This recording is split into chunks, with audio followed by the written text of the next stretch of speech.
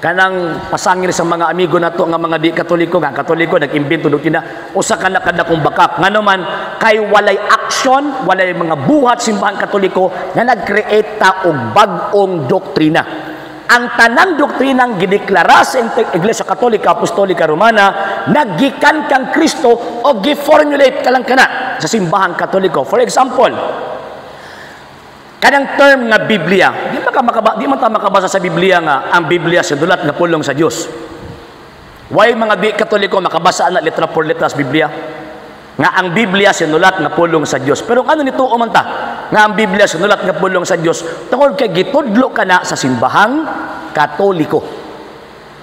Wala tayong mabasa nga miingon ang mga apostol nga that the Bible is composed of Old and New Testament. Wait, mga apostol nagtudlo ana.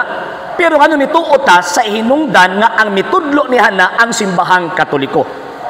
Pero na ay mga esensya o na ay mga tawag ining kanibitong kinauyukan nga kahulugan na nagapunting sa kasulatan. For example, 2 Timothy chapter 3 verse 16 nga niingon si tawag ining San Pablo nga ang tibuok kasulatan gituga nga may pulo sa pagbadlong, pagmatuto ug sa pagtudlo. Manigingon ni Saint Paul. Pero wala sa mga nga Bible to that composed of Old and New Testament.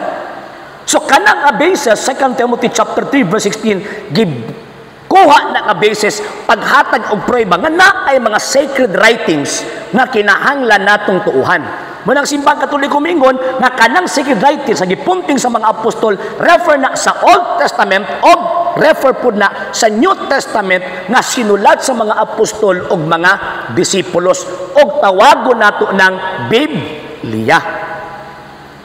So nituo ta nga kanang Biblia bisan pag di na masulat letra por letra pero nituo ta sa hinungdan kay tudlo sa Iglesia Katolika. Question, nagtudlo ba og bag-o ang simbahan katoliko? No sir, no ma'am. Igo lang sa di-formulate, igo lang sa nag-reaffirm nga kanang Biblia sinulat nga pulong sa Dios. For example, lain pang teaching nga ato ang kuan kanang Santissima Trinidad.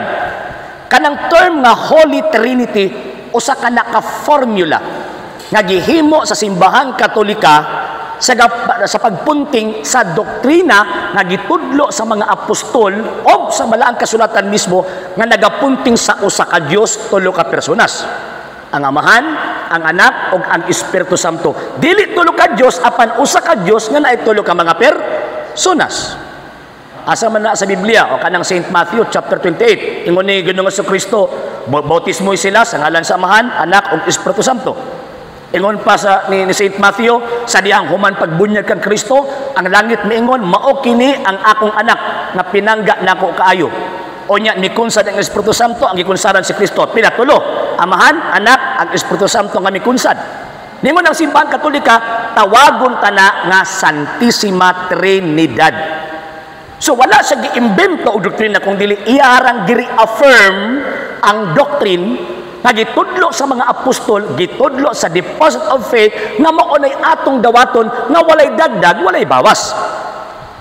So unsa may punto nako? Ang punto nako mga sir ug mga ma'am, kung naamoy madunggan nga mga dogmatical terms nga atong ang isulti karon sa atong ang topic, kana mao na ang mga formulas nga gilitok sa simbahan Katoliko nga diin nagikan sa gitudlo sa simbahan Katoliko nga mao nang depositum fidei or the deposit of faith.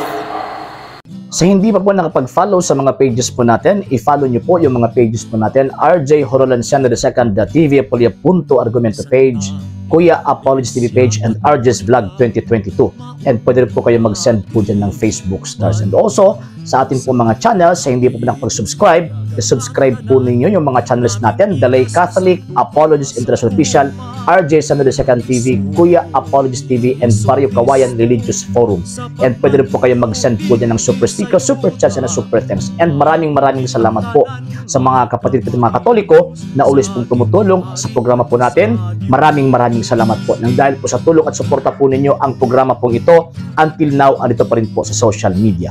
And until now din po, nangangailangan pa rin po tayo sa tulong at suporta po ninyo dahil wala po kami magagawa rito mga sir, mga ma'am kung wala po yung tulong at suporta po ninyo. Sa gusto pong tumulong, sa gusto pong sumuporta, pwede po ninyong ipadala ang tulong at suporta po ninyo sa pamamagitan po ng ating mga account numbers dyan po sa atin pong screen, and pwede nyo po kaming i-message sa atin pong page kung via remittance po yung ipadala po ninyo. Maraming salamat po in advance.